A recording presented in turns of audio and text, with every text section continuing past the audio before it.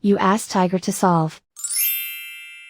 This deals with linear equations with one unknown. The final result is b equals -5. Let's solve it step by step. Simplify the expression. Expand the parentheses. Multiply the coefficients. Simplify the arithmetic.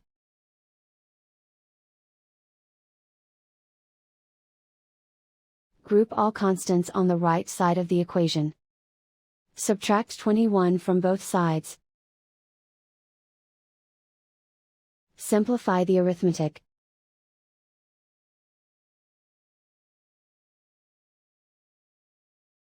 Isolate the b. Divide both sides by -15.